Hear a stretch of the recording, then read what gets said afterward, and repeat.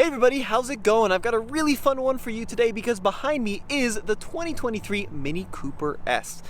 Now, did you know that this generation of Mini Cooper called the F56 came out for the 2014 model year? So it's going on 7 years old. And 7 years is a long product cycle for any car. And the question I have, is this car still relevant for the 2023 model year? That's what we're going to find out today. When this Mini launched right around 7 years ago, it was a pretty big departure for the brand. It was the third generation of the new Mini, which came out all the way back in 2002. And the big focus on this generation, quality and reliability. Now, the first Mini to come back, well, let's be honest, since 1959 was the 2002 Mini called the R50, and that thing was a great piece of design, super fun to drive, but it rattled worse than a tin can full of rocks. They redid it for the 2007 model year, called it the R56, and they fixed a lot of the rattles, but then the engines would implode fairly randomly. They fixed that in 2011, but, well, all right, the reputation was done on that car. And then this thing came out in 2014, and I've talked to a whole bunch of owners. I've looked at the reliability data, and they have pretty much nailed it on this generation of Mini called the F56. So all those comments that are like, oh, this thing is gonna be unreliable, do a little bit of digging, because this newest generation has been really surprisingly good. Now, 7 years ago, this car looked pretty different. Obviously, it still had the round headlights, and the Cooper S had the little hood scoop and that kind of thing. But it's gone through a number of changes, and design-wise, it's looking pretty aggressive and actually pretty fresh. So a lot of kind of vertical and squared off lines. We've got these ducts that vent air around the wheels. We've got this new grille for 2023 with kind of this cool, almost cogging look along the side. It's a very good looking car.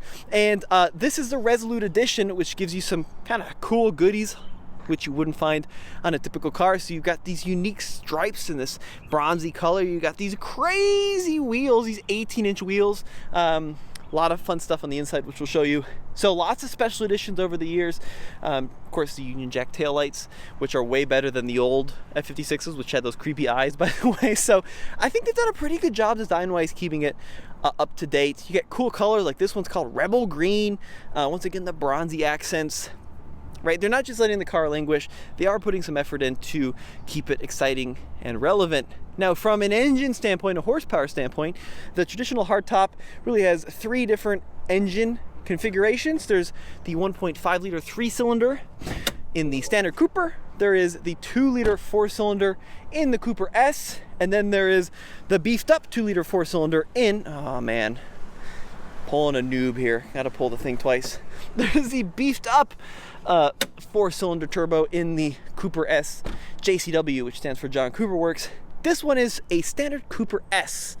So 2-liter twin power turbo engine, right around 190 horsepower or so.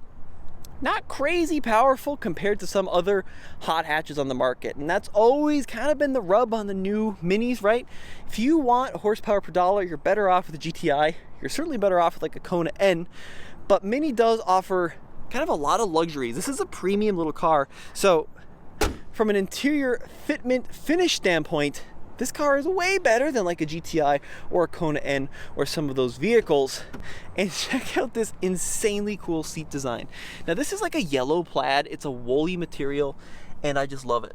I really think it feels very good. It looks cool. This is gonna be one of those things like those tartan interiors from the 80s, which are really in right now. I think this is gonna be a very collectible interior. Of course, if you hate yellow, I understand.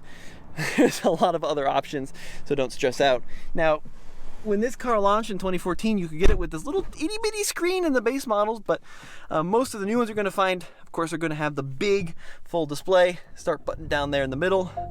We are in South Carolina on Mini Takes Estates, which is this nationwide rally. Having a lot of fun, but it is fudging hot out here and very, very humid. Now, interior-wise, does have some good stuff, right? Like wireless Apple CarPlay, which is good. Dual zone automatic climate control, heated seats. Get it with the heated steering wheel. I think this one has the heated steering wheel. Maybe it doesn't. I think I just lied to you. The heated steering wheel button, by the way, in these cars is all the way down here on the bottom left. No, it doesn't. So you kind of got to be a little sneaky about it. They updated the gauge cluster compared to when this car launched. So they have been doing some changes. It still has that really cool dual pane sunroof. And then the Resolute trim gives you those stripes, some wheels, gives you some badging on the inside. It's only about $1,000 and kind of gives it a unique look, which I think is cool. Now, the heads-up display needs to go. This kind of virtual combiner, I think, is called heads-up display with this little panel. I didn't like it from the launch. I still don't like it very much. Not very useful. And yeah, it's one of those things that I think needs to be improved. Steering wheel still feels great. Beautiful leather-wrapped quality. But like everything you touch, right? If you got into this car compared to like an old Mini and started squeezing and pushing things, an old Mini from 2004, 2005 would squeak like a mouse on the Titanic. I mean, they just were horrible, but everything you touch now feels really good. You can squeeze stuff, you can prod stuff, nothing squeaks or rattles. It's very, very good. And it's a pretty comfortable interior, very, very spacious. This Resolute trim also has these cool things. Now, this car is pretty pricey. So if we look at the sticker here, let's go to the full big one. As equipped, we're sitting right around $36,000. Well, you know, which is a lot of money for a compact car, but yeah, there's really not a lot of but to it. You can get a lot of performance car for $36,000 with more than 189 horsepower. What you're getting in the Mini though is the full driving experience, which is pretty special. Fuel economy 27 combined, not amazing, but this one does have the manual transmission.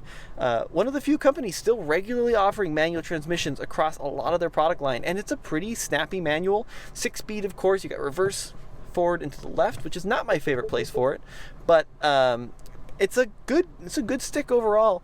And then a couple of blank switches here, although we do have heated seats. And then down here you still have your traditional iDrive. By the way, this system is one of those where it takes a little bit to get used to, but once you figure out some of the shortcuts and figure out the best ways to navigate through it, you can do most things you need to hands-free and really quickly using this little dial down here. So I think it's good. It's got real-time traffic information if you're in navigation. They need to kind of step up their game a little bit on their intelligent safety. Like, it's got frontal collision warning, lane departure, that kind of thing. At 36 grand nowadays in 2023, I think we need to, 2022 for the 2023 model year, we got to include standard lane centering. I'd love to see standard adaptive cruise control as well. They're still being a little stingy on that, and then no blind spot monitoring as well. So these are things that you get in basically every Toyota.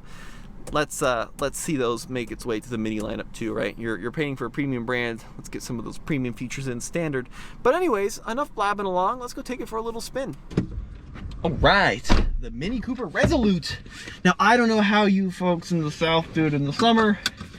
My big respects to you. I've been here for like one day, struggling pretty hard with the humidity especially.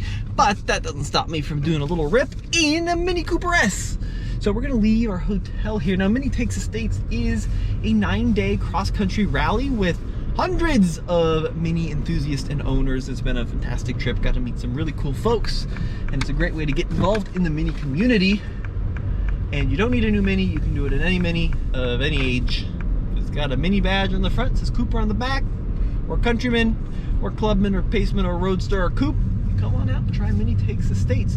Now, initial impressions driving the Mini F56. Now, when this car first launched, I wasn't a huge fan of driving it, actually. I'm a big Mini fan. I own too many of them. But they always felt a little bit kind of numb. And this new one, it feels pretty good right off the bat. Now, the steering is very BMW. It's very, very, very, very weighty. And not a huge amount of feel, but more than your typical front-wheel drive car, that's for sure. The brakes are incredible. I'm gonna say that right now. But I always felt a little isolated driving these F56s, where the old ones were a little bit more raw. They were also raw when they broke down, but it's a very insulated cabin. Having said that, on a road trip, driving every day, fantastic car. It's like a little baby BMW. It's very comfy, good sound deadening, lots of room, good tech, but not quite as like visceral as some of the older stuff. Having said that, even though with 189 horsepower, the car is pretty light, and you get it in the right gear, lots of low-end torque. And it feels like maybe I'm going crazy, but it feels like they've really improved the high-end push on this engine. So previous ones I've driven, they make a lot of power down low, and then things kind of fall on their face higher up in the rev range. But this is downshift a couple gears. Let's see, let's give it a little squirt. 4,000, 5,000? Oh yeah, feels like it pulls really well. I wonder if they messed with the tuning on the engine a little bit, or maybe I just haven't driven one in long enough. The transmission feel is very good. They really nailed it on the transmission. They really nailed it on the clutch department. Things got a super responsive yet easy to use clutch. Very easy to modulate. A while there you couldn't get the hardtop in the manual. Now you can.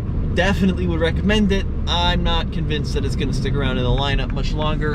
I mean, of course, nothing official, but if you look at the take rates on manuals just across the industry and the shift toward electrification and that kind of thing, it's looking a little frightening. But great manual. A little bit too much rev hang, especially from the higher RPMs. Takes a little bit too long for the revs to kind of decay before the next gear, but pretty easy to rev match as well. And this does have different drive modes. We got a sport, a mid, and a green. And in sport mode, kind of tightens up the throttle response, gives you a little bit more augmented sound in the cabin, and it makes it quite a good thing to drive. So, is it as fun as some of the older ones? Yeah, probably. I think this thing's growing on me again. It's a lot more sorted, especially in tight turns, twisty turns. When you're really giving it the goose, it's better to drive. It really is. Not as twitchy as the old ones, but still, this is still a small car. And what is that noise? It's like setting an alarm off at me? What was that about? It still is a really small car. I mean, a lot smaller than something like a Volkswagen Golf. So it's very, very tossable. And you don't realize, it feels like a bigger car driving it fast, but when you get in a tight, twisty road, you really get the short wheelbase greatness that the Mini can provide. The brakes are amazing. The suspension tuning is really good. Some of the older stuff was very harsh over stuff larger than an ant. The new one is much more compliant. The seats are much better than the older models. It's good. Now, is it my favorite Mini of all time? Probably not, just because I don't have to drive one every day, right? I kind of use them more as weekend toys. And this, just like I said, it's not quite as raw as some of the older stuff. But if this was my only car, I would be way happier with this than some other products that Mini has come out with in the past. And it certainly does punch above its weight class in the performance department. Now, of course, if you get the JCW, you get over 220 horsepower, but you pay a lot more for it, and I probably would skip it. Just get the standard Cooper S. You can tune it around a little bit if you wanted more power, but 189 is fine enough for this car. If you want to go really fast in a straight line, get a Mustang, get a Challenger, get a Tesla. This thing is not going to beat any of those in a straight line. But for kind of cruising around, zipping around some of the back roads, it's pretty good. Now, fuel economy 27 combined is pretty poor for such a teeny weeny little car. That is something definitely worth noting. Whee! I could probably do with a little less augmented engine noise, a little bit more real engine noise. So fuel economy not great, but depends how you drive it too. If you drive it like a hooligan, yeah, it's gonna be pretty bad. If you drive it more responsibly, you can probably beat that a little bit, especially on the highway. So is the Mini Cooper relevant in 2023? Yes, it still is a super fun car to drive. I like the way they've upgraded the styling. They really need to give it more power, I think, for the money in the Cooper S. And they gotta add some of that driver assistance technology as standard. It's a big deal as we go into the next couple model years, but it still is an amazing car to scoot around in. It handles really well, and now that they fixed their quality, not a bad option. Let me know what you guys think in the comment section below. As always, it's been Tommy. Check out alltfl.com for everything TFL.